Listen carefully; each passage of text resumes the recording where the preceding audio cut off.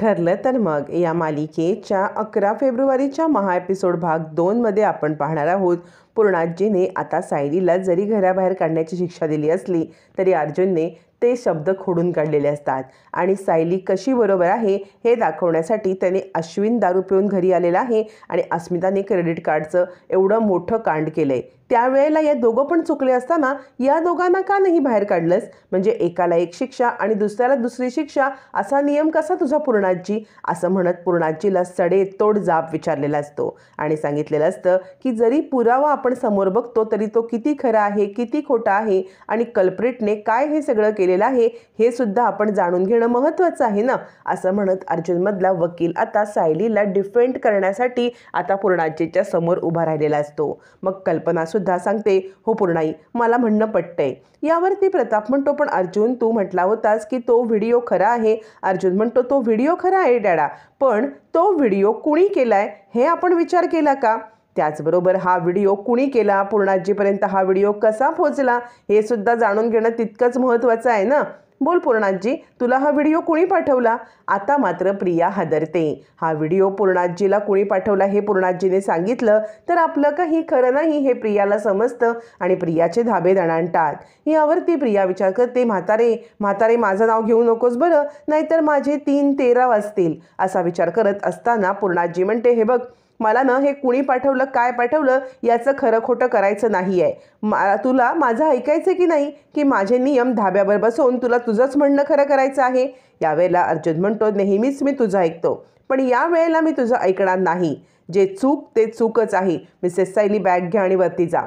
असं म्हणत चक्क पूर्णाजीचे नियम धाब्यावरती बसवत अर्जुनने सायलीला न्याय मिळवून दिलेला असतो आणि सायलीला आपल्या रूममध्ये जायला सांगितलेलं असतं.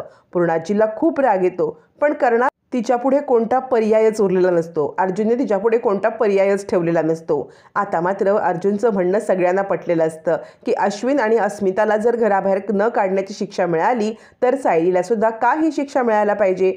सायली रडतच आता मात्र आपल्या रूममध्ये जाते. इकडे आता साक्षी आणि चैतन्य बोलत असतात तर साक्षीच्या डोळ्यामध्ये पाणी आलेलं असतं.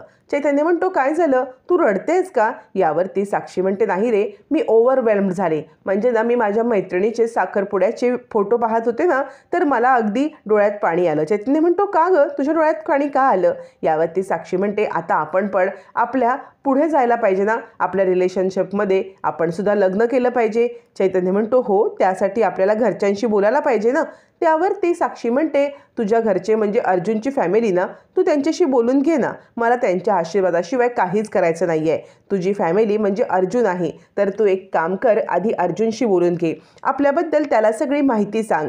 त्याच्याकडून आपल्या लग्नासाठी परवानगी मागून घे. त्याची परवानगी असल्याशिवाय खरंच मला पुढे जायचंच नाही आहे. चैतन्य विचार करतो, खरंच किती मोठं मन आहे या मुलीचं, कारण ज्या अर्जुनने कोर्टामध्ये हिच्या अण्णांना अपमानित केलं त्याच अर्जुनची परवानगी पाहिजे म्हणून ही मुलगी इतकं सगळं करते. खरंच साक्षी, तुझं मन किती मोठं आहे. असं म्हणत चैतन्य म्हणतो, तू काळजी करू नकोस, आपण ना अर्जुनची परवानगी घेऊया लवकरात लवकर. असं म्हणत चैतन्य साक्षीला समजावून सांगत असतो. साक्षीच्या या कपटीपणाचा अजूनही चैतन्याला अजिबात तिळमात्र शंकाच नसते. तो तिच्याबद्दल चांगलाच विचार करत असतो. तोपर्यंत आता मात्र रूममध्ये आल्यावरती सायलीवरती जाते. मग अर्जुन येतो आणि म्हणतो, विमल, सगळ्यांसाठी फक्कड कॉफी बनवशील का? विमल म्हणते, हो, सगळ्यांसाठी कॉफी बनवते. त्यावरती प्रताप म्हणतो, पूर्णाई, तू स्वतःला त्रास करून घेऊ नकोस बरं का. यावरती आता मात्र प्रिया सांगायला लागते, पूर्णाजी, चल तुझ्या रूममध्ये चल, तुला तब्येत बरी नाही ना, मी तुला तुझ्या रूममध्ये नेते. यावरती अर्जुन म्हणतो, तन्वी, तुला मी काहीही विचारलं नाही आहे. पूर्णाजी इथे बसणार आणि सगळ्यांच्या सोबत कॉफी घेणार. असं म्हणत आता मात्र प्रियाला सडेतोड विरोध करत अर्जुनने तिला तिची जागा दाखवून दिलेली असते. तोपर्यंत इकडे आता विमल कॉफी ठेवायला जाते आणि सगळेजण कॉफीची वाट पाहत तिचा आता बसलेले असतात. गप्पा टप्पा चालू असतात. पूर्णाजीचा खूप राग तर असतोच, पण तिला आता अर्जुनचा शब्द पण मोडवत नाही. त्यावरती कल्पना म्हणते, विमल, सगळ्यांसाठी कॉफी बनवताना पूर्णाईंच्या कॉफीमध्ये तू साखर नको टाकूस, त्यांना साखर नाही खायची आहे. असं म्हटल्यावरती विमल म्हणते, हो ताई. मग विमल बिना साखरेची कॉफी पूर्णाजीला वेगळी आणि बाकी सगळ्यांना साखरेची कॉफी देते. सगळेजण कॉफी पित असताना आता पूर्णाजीच्या बहिणीचा कॉल येतो. मग ती बोलण्यामध्ये दंग असते. तोपर्यंत अर्जुन तिची कॉफी बाजूला घेतो आणि त्या कॉफीमध्ये 1-2 नाही तर तब्बल 3 चमचे साखर टाकतो आणि हे कुणाला माहीत नसतं. तोपर्यंत इकडे पूर्णाजीचं बोलणं चालूच असतं. पूर्णाजी फोनवरती बोलता बोलता तिचं बोलणं झाल्यावरती फोन ठेवते आणि बाजूचा आपला कॉफीचा मग घेऊन कॉफी प्यायला लागते. पण तोपर्यंत अर्जुनने त्याच्यामध्ये साखर टाकून ती ढवळून पूर्णाजीच्या बाजूला गुपचूप ठेवलेली असते. इकडे प्रिया आणि अस्मिता आपला हा पण प्लॅन फ्लॉप झाला, या अर्जुनने सगळ्याची माती केली असा बोलत असतात. तोपर्यंत सगळेजण कॉफी पितात. मग पूर्णाजी कॉफी तोंडाला लावते आणि भलतीच चिडते. पूर्णाजी म्हणते, विमल इकडे ये. काय चाललंय काय तुझं विमल? यावरती विमल म्हणते, काय झालं पूर्णाई? पूर्णाजी सांगते, तुला कल्पनाने सांगितलं होतं ना की माझ्या कॉफीमध्ये बिलकुल साखर नाही टाकायची, मग तू माझ्या कॉफीमध्ये साखर कशी काय टाकलीस? विमल म्हणते, काय सांगताय पूर्णाई? खरंच मी नाही काही केलंय, मी तर कॉफीमध्ये साखर बिलकुल टाकली नव्हती. यावरती पूर्णाई म्हणते, मग ही कॉफी गोड कशी झाली? अगं 1-2 नाही तब्बल 3 चमचे साखर आहे त्याच्यामध्ये. असं म्हणत आता पूर्णाजी विमलवरती चिडते. कल्पना म्हणते, विमल अगं असं कसं झालं तुझ्या हातून? विमल म्हणते, नाही ताई, अहो खरंच नाही, मी खरंच काही नाही केलेलं आहे. मग पूर्णाजी म्हणते, मग मी खोटं बोलते का? अर्जुन म्हणतो, नाही पूर्णाजी, न तू खोटं बोलत आहेस न विमल खोटं बोलत आहे, हे सगळं मी केलंय. आता मात्र पूर्णाजीला धक्का बसतो. पूर्णाजी म्हणते, काय हे तू केलंस? तू करण्याचं काम तरी काय हे? यावरती अर्जुन म्हणतो, मी तुला तेच सांगते, मी तुझ्या नकळत कॉफीमध्ये साखर टाकली होती, तुला कळलं नाही ना? मग तेच घडत असतं. आपल्याला गोष्टी माहीत नसताना अशा गोष्टी घडतात ज्या आपल्यापर्यंत सत्य पोहोचतच नाही आहे. तुला माहीत नव्हतं त्याच्यामध्ये साखर टाकले, तू ती प्यायलीस. तसंच मिसेस सायलीना माहीत नव्हतं की त्यांच्या ज्यूसच्या ग्लासमध्ये कोणी दारू टाकली ती. यावरती कल्पना म्हणते, काय सांगतोस अर्जुन? म्हणजे हे कोणीतरी मुद्दाम केलं का? अर्जुन म्हणतो, मुद्दाम केलं चुकीचं केलं हे मला माहीत नाही आहे, पण जे सत्य आहे ना ते सत्य मी शोधून काढल्याशिवाय गप्प बसणार नाही. त्यामुळे दरवेळेला जे आपल्या डोळ्याला दिसतं ना तेच सत्य असेल असं नाही, म्हणून सत्याची पडताळणी करून घेण्यासाठी आपल्याला सगळं पाहावं लागतं. मिसेस सायलीने स्वतःहून दारू प्यायलीच नव्हती, कुणीतरी मुद्दाम हे केलंय आणि कुणी केलंय ना हे शोधल्याशिवाय मी गप्प बसणार नाही, असं म्हणत तो आता प्रियाकडे पाहतो. आता मात्र अस्मिता गडबडते. त्यावेळेला आता मात्र अर्जुन म्हणतो, माझी बायको निर्दोष आहे हे तरी सिद्ध झालंय ना विमल, त्यासाठी 1 कप छानपैकी गरमागरम चहा बनव बरं. विमल म्हणते, हो मी सायलीताईंना आवडते तसा एकदम आलं टाकून फक्कड चहा बनवते. यावरती अर्जुन म्हणतो, हो कारण माझी बायको 1 कप निवांत चहा पिण्याचं तर तिला हक्क आहे काय तन्वी? असं म्हणत तो आता प्रियाला चांगला सणसणीत टोमणा मारतो.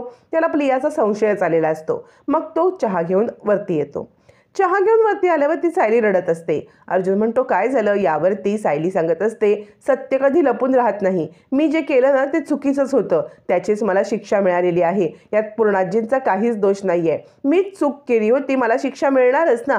यावरती अर्जुन म्हणतो, बरोबर आहे, तुम्हाला शिक्षा मिळायलाच पाहिजे, कारण तुम्हाला दारू प्यायला खूप आवडते, म्हणून तुम्ही मुद्दामहून दारू प्यायलीत आणि मुद्दामहून तमाशा केलात. सायली म्हणते, सर काय बोलतोय तुम्ही? अर्जुन म्हणतो, तेच सांगतोय. अहो जी गोष्ट आपण मुद्दाम केलीच नाही त्याचं गिल्ट का वाटून घ्यायचं? सायली सांगते, सर ही गोष्ट मला माहिती आहे, ही गोष्ट तुम्हाला माहिती आहे, पण घरच्यांना कुठे समजलंय? अर्जुन म्हणतो, आधी नव्हतं समजलं पण आत्ता समजलेलं आहे, घरच्यांना कळालेलं आहे की तुम्ही हे मुद्दाम नाही केलं. सायली म्हणते, कसं काय? मग अर्जुन आपण केलेला सगळा प्रकार सांगतो, कशा पद्धतीने आपण कॉफीमध्ये साखर टाकली हे सुद्धा सांगतो. सायली म्हणते, सर हे असं घडलं? अर्जुन म्हणतो, हो सगळ्यांना समजलेलं आहे की तुम्ही हे काहीच नाही केलं. आणि काय मिसेस सायली, तुम्हाला उठसूट कोणीही सांगेल घर सोडून जायला, तुम्ही जाल का? यावरती सायली म्हणते, सर कुणीही नाही, मला पूर्णाजीने सांगितलं होतं. यावरती अर्जुन म्हणतो, पूर्णाजी बरोबर तुमची सुद्धा या घरात तितकीच जागा आहे. सायली म्हणते, सर तुम्ही पूर्णाजीसोबत कुठे मला कम्पेअर करताय? कुठे त्या कुठे मी? अर्जुन म्हणतो, काय बोलताय तुम्ही? पूर्णाजीची आणि तुमची या घरातली जागा सारखीच आहे. सायली म्हणते, नाही, कुठे त्या घरची मालकीण आणि कुठे मी 1 वर्ष राहणार इथे मुलगी? अर्जुन म्हणतो, तुम्ही सारखं सारखं हे असं काही बोलू नका. आणि अर्जुन मनातल्या मनात विचार करतो, नाही सायली, तुम्ही माझ्या मनावरती राज्य करताय, तुम्ही आता इथेच राहणार आहात, तुम्ही माझ्या प्रेमाचा स्वीकार कराल ना? नक्कीच कराल. तुम्हाला माझं प्रेम व्यक्त केल्यावरती इथे राहणं भाग पडेल, पण माझं मन सांगते की तुम्ही माझ्या प्रेमाचा नक्की स्वीकार कराल. असं म्हणत अर्जुन आता मनाशीच खुश होत असतो आणि आपली आनंदाची बातमी चैतन्यपर्यंत पोहोचवण्यासाठी तो धावत पळत चैतन्यकडे जायला निघतो. कारण बरेच आल्यापासून चैतन्याचा कॉल नाही, आपल्याला रिसीव्ह करायला आला नाही. नक्की काय घडलं आहे आणि चैतन्याला आपल्याबद्दल आणि सायलीबद्दलची सगळी माहिती सांगण्यासाठी ज्या वेळेला अर्जुन चैतन्याच्या घरी पोहोचतो, समोरचं दृश्य बघून अर्जुनला धक्का बसतो. इकडे आता साक्षी आणि चैतन्य एकमेकांच्या मिठीत असतात. अर्जुन आल्यावर ती दोघं जण दचकतात. अर्जुन म्हणतो, काय चाललंय हे सगळं? चैतन्य, काय आहे ही? या मुलीने केस संदर्भात किती काय काय घोटाळे केले तुला माहिती आहे ना? काय आहे हे सगळं? यावरती चैतन्य म्हणतो, अर्जुन, माझं हिच्यावरती प्रेम आहे. आता अर्जुनला खूप मोठा धक्का बसतो. चैतन्य काय बोलतोय? चैतन्य म्हणतो, हो अर्जुन, माझं हिच्यावरती मनापासून प्रेम आहे. आम्ही दोघं जण एकमेकांवरती प्रेम करतोय, आम्हाला लग्न करायचं आहे. आता अर्जुनला काय बोलावं काय बोलू नये काहीच कळत नाही. असा कसा हा चैतन्य इतका कसा बदलला? पण त्याला माहीत नसतं त्याला बदलण्यामागे साक्षीने त्याला हळूहळू हे सगळं फिडिंग केलेलं असतं.